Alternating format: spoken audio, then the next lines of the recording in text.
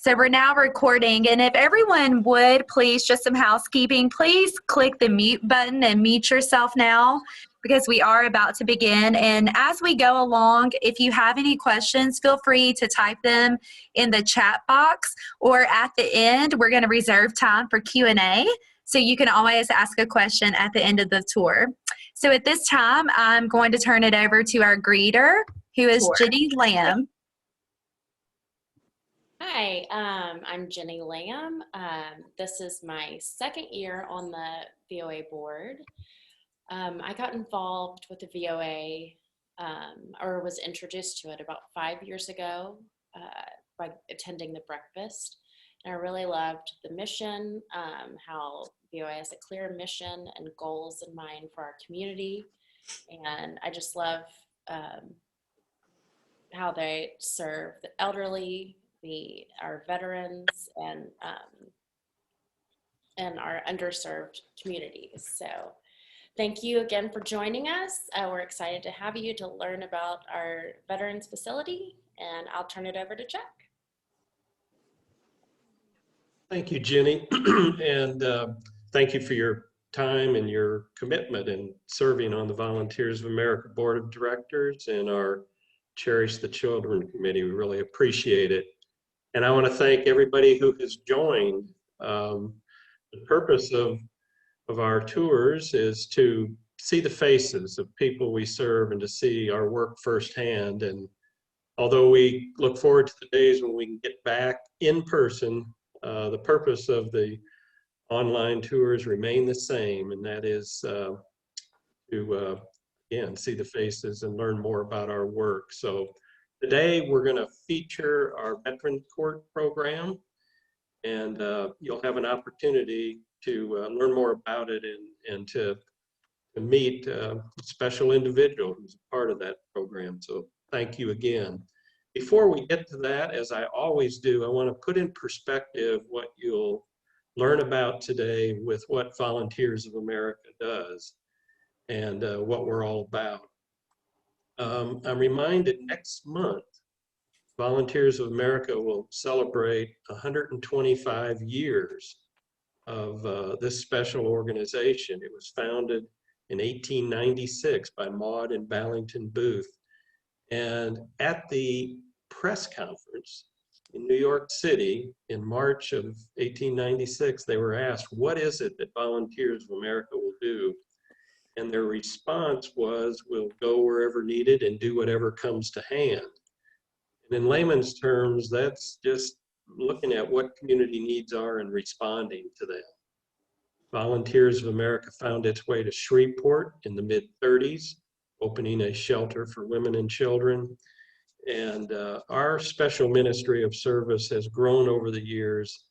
And currently what we're doing is we're focusing on children and families living in poverty, individuals with disabilities, senior adults, and perhaps our most recent service area is working with homeless veterans. And that we started about 12 years ago. We were approached by the Overton Brooks VA Medical Center and asked to consider responding to a growing community need.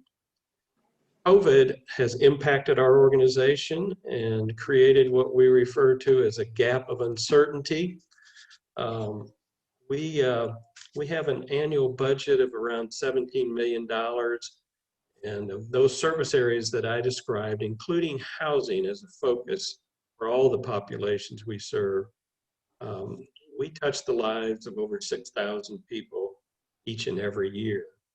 We have around 400 employees, and last year, thanks being true to our name, volunteers, over 600 volunteers provided over 23 hours of service, and we view that as adding value to what we do. I referenced just a minute ago the gap of uncertainty. That $17 million primary funding source for all of what we do is government money. But each year there's a gap between what it costs us to do all of what we do and what we receive from government. And when we put together our annual budget last June, and the board approved it for the year July 1 of 2020 to June the 30th of 2021, we projected a gap of $2,450,000. Well, the cost associated with COVID and the impact it had on revenue, that's why we refer to it as a gap of uncertainty. But thanks to the generosity and the investment in people in this community, as of today, we've received $2,072,383 towards that projected gap, that $2,450,000. Now, one of the things that we concentrate on and is so important to this organization is that every dollar we receive, whether it's government money or contribution or grant from a foundation, we want that everyone would receive a return on their investment. So we measure outcomes in every program that we do. Today we're focusing on veteran services, so I won't share those outcomes. Gary James, our Director of Vet Services, is going to do that a little bit later. But again, I want to stress the importance of return on investment, and that's why we measure outcomes in every program and service that we provide.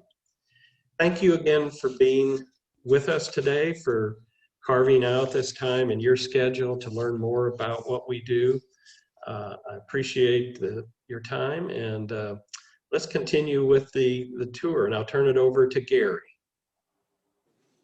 Thank you, Chuck. I appreciate everybody joining us as well.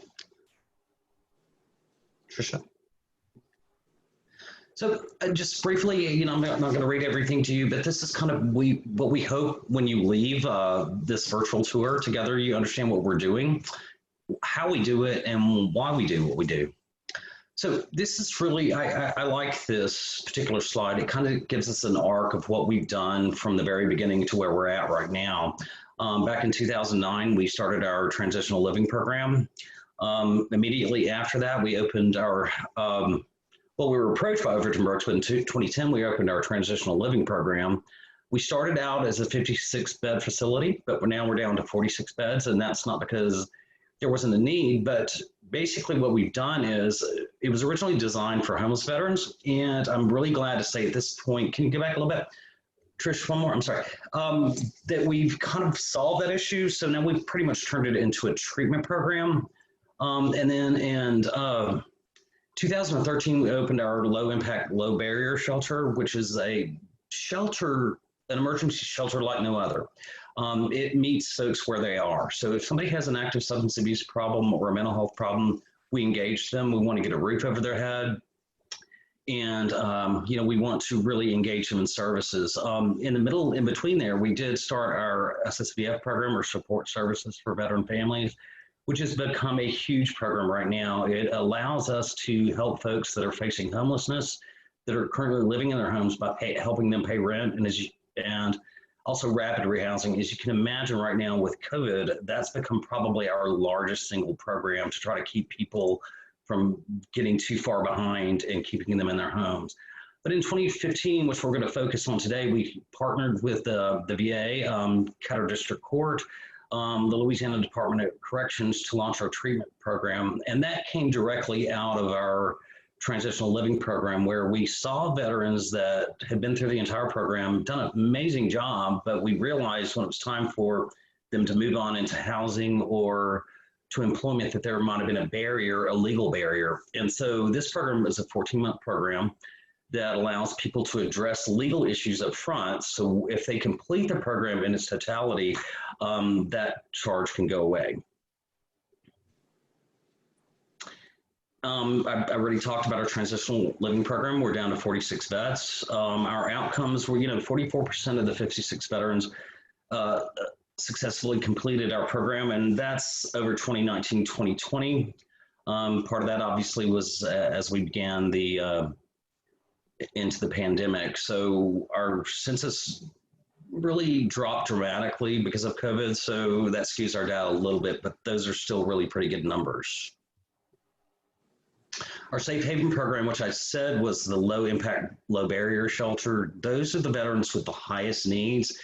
And this one I think speaks for itself, that 75% of the 44 highest need veterans moved into permanent housing. And we talked about our SSVF program. We had 89% of 175 veterans that we served just through 2020. And I can assure you, as of right now, those numbers have at least tripled. We've had to double our staff just to help folks avoid eviction during this pandemic.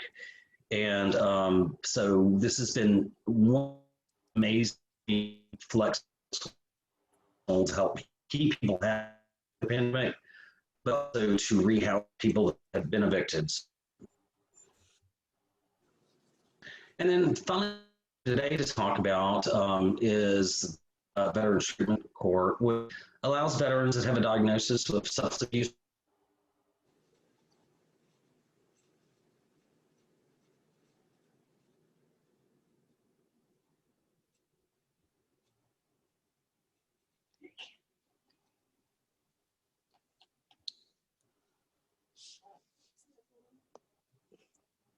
Hey everyone, did y'all lose Gary or did I just lose him? I lost him too. Oh no. Yeah, we lost him. Okay, all right. Well, he's having connectivity issues, and so we'll just let him rejoin us. And until then, he was talking about our Veterans Treatment Court, and what I'd like to do now, and we'll let him get back to this, is I'd like to share Lance's story with everyone, and then when Gary's able to connect with us again, we can hear more from him. Is that okay? Sure. All Sounds right. great. Okay, well, let me go ahead and I'm going to start. I'm going to go ahead and exit out of the PowerPoint and share his story with y'all, okay? When I was a wreck, couldn't sleep, nightmares, and then drug abuse.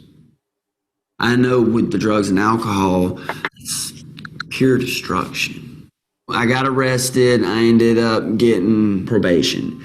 And it was a series of events that led up to going in to Veterans Court. Veterans Court is a program to help our veterans that have had issues with the law. And what this program does, it helps them getting a job, housing, getting their record clean, record expunged, the charges expunged, as well as getting them back on track. They suggest things to you in Veterans Court, which really isn't a suggestion. Like you got to do that. And you know, there's a lot of things. You know, we had to do yoga. I was a little surprised. You know, I was willing to do everything else. Simply, that's it there, Lance. Thank you. You know, what does this got to do with me staying sober? Take those legs up. Being able to be still, be quiet.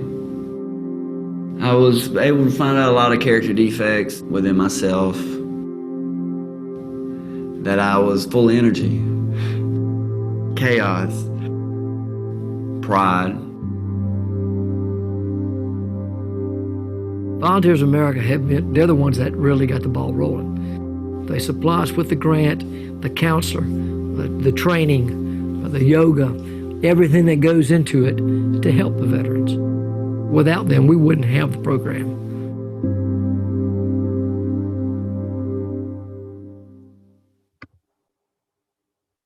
Okay, let's see. Gary, you're back with us. I am just one of those things that I guess happens these days. I apologize for that. I've got a weird screen. Right now, I'd like to turn it over to Judge Marcotte. Thank you, Gary. I appreciate it. I love to see that story about Lance, because I don't want to say he's the poster child for Veterans Court, but his story is amazing. He is actually working with others right now and helping others because of what he's learned and because of the help that he was given. I do want to thank everyone for being on this meeting, and I want to thank the generosity of the contributors, because without you, we wouldn't have this program. I think it's a wonderful program. I don't have to do it. I don't get paid anything extra. I do it because I think it's a good program. It helps our veterans. It helps our community. It helps people with regard to their legal problems, cuts down on recidivism rate, saves the taxpayers money, etc. It has helped so much with the transition from homelessness, because the Veterans Court program with Volunteers of America helps the entire person in all aspects, not just the addiction problem. Most of the people we have in the program have a substance abuse problem. Some of them have been convicted of the substance abuse problem. Others have different criminal charges, but they all intertwine with the substance abuse problem. This program allows them to have their record expunged to get a better job. I hate to say this, but there's a huge impediment to employment when you have a felony on your record. This program helps them get employment, housing, get clean, etc. I'll tell you a quick story. There's a fellow we have in the program right now. He's around 70 years of age. He has been using cocaine for a long period of time. And we've helped him. Was it a week or two ago? I said, okay, I put him in jail until a bed was available at Rayville Recovery. He is now in Rayville Recovery. He is doing fantastic in Rayville Recovery. So we have different outlets, different avenues we can utilize to help these persons. And again, without the generosity of the contributors, it wouldn't be possible. So I want to thank each and every one of the contributors. I appreciate very much what you do for this program. I believe it's a very, very worthwhile program in helping those that have helped us. And at this point in time, I'm going to turn it over to Corey, and he will share his story with you. Thank you, Judge Marcotte. Hello, everybody. My name is Corey Moore. I was born and raised in Longview, Texas, and moved to Shreveport in October of 2019. That move here was very necessary if I truly wanted a change in my life. And my time in the Marine Corps left me with a few major struggles after 2 combat deployments in 2008 and 2009. Soon after returning home, I began self-medicating with various narcotics and denied to everyone that I even had any issues that could be helped by any doctor at the VA. Ultimately, that cost me my marriage, my home, and my job. I made the decision to move back to Texas in order to get a fresh start, but the original issues still remained. So I continued to self-medicate, and eventually that turned into a full-blown addiction. And due to that environment, I was introduced to harder street drugs. I cycled through brief moments of sobriety, then addiction, and then jail. The last time I was arrested was November 25th of 2018. At this point, I was so tired of going to jail and having to work even harder to rebuild my life every time when I was released. I managed not to use drugs while I was in jail, and it's not because they weren't available, but mainly because I didn't want to have to be there any longer than I absolutely had to be. My first offer was 10 years in prison. So I reached out to the VA's Veterans Justice Outreach, Ms. Martinez, and she got in contact with the judge and my attorney and began asking about the possibility of probation and treatment for addiction at Overton Brooks in Shreveport. At that point, I knew that probation was not a good option for me as I've failed at it before. And my plan was to get out on probation, blow off treatment, go get high, and just go back and do my time in prison. I mean, such a horrible plan. The longer I sat in county jail, the more that plan began to change. I realized that if I ever wanted to have a normal life again, I needed drug treatment, and the VA may be the best place for me. So 10 days after my release on probation, I showed up at a substance use disorder services in the basement of the hospital. And while in that 35-day outpatient program, I learned a little bit about the Volunteers of America and Veterans Treatment Court. I knew there was no way I needed to return to Longview if I wanted to avoid prison. With a little help from Miss Trella in the substance use department and the other Veterans Justice Outreach, Miss Crawford, I was able to get my probation transferred to Louisiana and move into the Volunteers of America's Transitional Living Facility. Within 2 weeks, I was signing my paperwork for Veterans Treatment Court. This was a well-structured program that held me accountable to many different people, as well as the courts. The mandatory community meetings led me to meeting a fellow Marine from my unit that I served with in Afghanistan, which was Lance from the previous video. And he is the one he's my sponsor, and he's the one that's worked the 12 steps with me. Frequent court appearances and mandatory random drug testing help keep me honest. The moral recognition therapy, or MRT, helped me take a closer look into my personal values and my character defects, as well as develop a plan to overcome those defects. Another great part of treatment court is the constant praising and encouragement you receive from the staff, as long as you're doing what you're supposed to do. I was awarded the Shining Star Award my first month in court, and again in my 12th month. The relaxed atmosphere that Judge Marcotte provides for his veterans is unlike any that I've ever seen before. When I speak to the judge while in court, I can immediately tell that he truly cares about the veterans in the program and their well-being.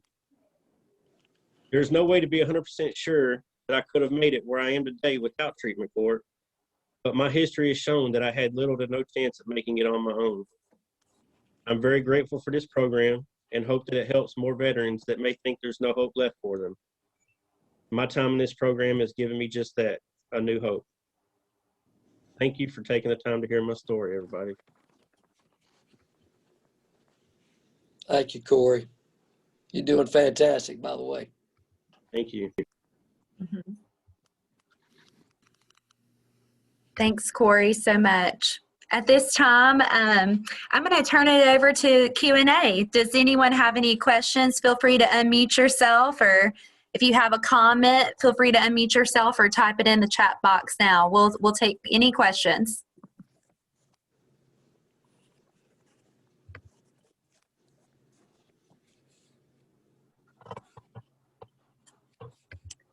Okay, well, again, let's see. Oh, yeah. Thanks again, Corey. And thanks again, Judge Marcotte and Gary. We really appreciate it. Jenny, thank you for being our greeter this morning. And I want to remind everyone before we leave, let me just make sure. I don't believe these are questions. I think this is just people reiterating what we're saying in the chat box. But I want to remind everyone, we do have these tours. We will actually have 2 opportunities in March, so save the dates. We have another tour on March 3rd.